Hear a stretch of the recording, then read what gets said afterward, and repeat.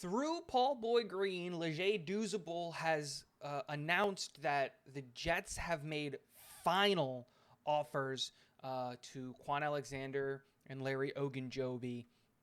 Let's talk about it. Guys, welcome back to Talking Jets with Tigo. My name is Tigo, and before we get into today's video, don't forget to hit the subscribe button and hit the like button. It really helps the video move forward and all of those things. But let's hop right into it. Through Paul Boy Green, Leger Douzable is reporting that the Jets have made contract offers to both Kwon Alexander and Larry Ogunjobi to play for the Jets. These are like, here are the offers, take it or leave it. There's no negotiating or anything like that. And Paul Boy Green went even further to say that Leger believes that the Jets will have one, but not both of these guys on the roster by training camp. So let's talk about it. This is kind of big news. What do I think about it? And which, if I had to pick of the two players, would I prefer? So let's start with Kwon Alexander, the linebacker. And I think for a lot of Jets fans, this is the player that they would want. And he's not for me. Kwon Alexander is a great player, and if he ultimately signs with the Jets, I'm not going to be upset about it. But he's not the player that I look at as, oh my gosh, this guy has to be a Jet. Like, this is going to make or break the team. Like, to me, I look at Kwon Alexander as a nice rotational piece, but my thing, the way that I look at it is in that linebacker room, the future of that linebacker room, in my opinion, is Quincy, Hamza, and Jamin Sherwood, and even DQ Thomas possibly. And Kwon Alexander coming in is just going to take snaps away from those guys. And I think the development of those linebackers is more important than signing the Band-Aid that is Kwon Alexander. I also think that the Jets are going to try to draft a linebacker really high in next year's draft, possibly in the first round. And so for me, the way that I look at it, I go, why are we going to take away snaps from our linebacking core that needs those snaps, needs to develop, to fill in a Band-Aid at the position? So for me, Kwon Alexander, while he's a great addition to the team, not the player that I hope ultimately want. I like our linebacking core. I like the fact that it's young. I want those guys to go out and get their reps and to be part of those rotations and things like that. So that's kind of the way that I look at the linebacking core.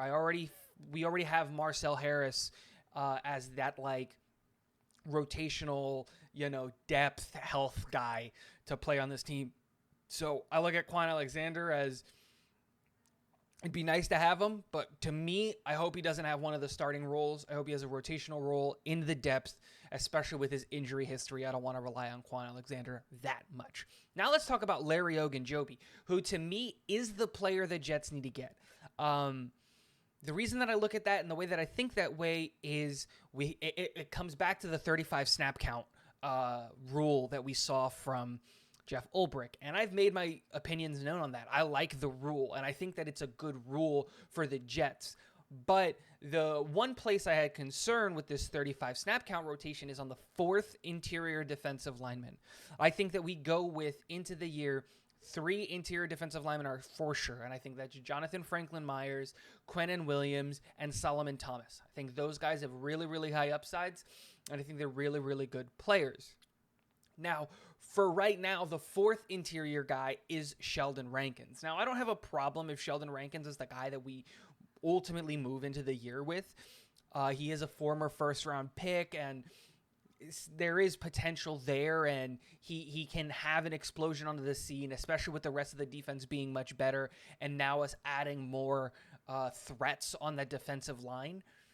But to me, Larry Ogunjobi is so far, in a way, a better fit defensively to what the team is trying to do, and he has the production to back it up, that if our 4 interior defensive linemen were those same front 3 in the sense of Quinnen Williams, Jonathan Franklin Myers, and Solomon Thomas, and instead of Sheldon Rankins being the 4th guy, Larry Ogunjobi is that 4th guy, now I feel a lot more comfortable in our rotation of 4. So to me, the guy that the Jets have to get in this situation is Larry Ogunjobi. If I had to bet my money on it, I think Larry Ogunjobi is the guy that ultimately makes it onto the team. And the reason I say that is because I think ultimately he spent time with the team. He was here for 2 days back to back, and he would have a pretty solid and large role in this defense, especially with us doing a rotation and a snap count. He's going to get more snaps, and us having a really, really deep interior too, and having 4 guys that can come in. And like I said, we did the math on this, right? On average, a defense plays anywhere from 60 to 70 snaps. The average for the league is around 63. When you take that into consideration, if you're telling me that we can split the snaps right down the middle, 30-30, and we can have 4 really, really good defensive players on that front 4 in the up the middle, it really makes a lot of sense. And I'm not worried about our edge. I think we've got a lot of really, really good edge pieces.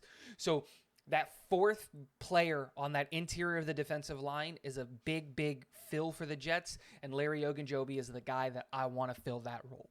Let me know what you guys think in the comment section below. Do you think that I'm right? Would you rather have Larry Ogunjobi or Kwon Alexander? Let me know which one of the two you would prefer. And last but not least, go Jets.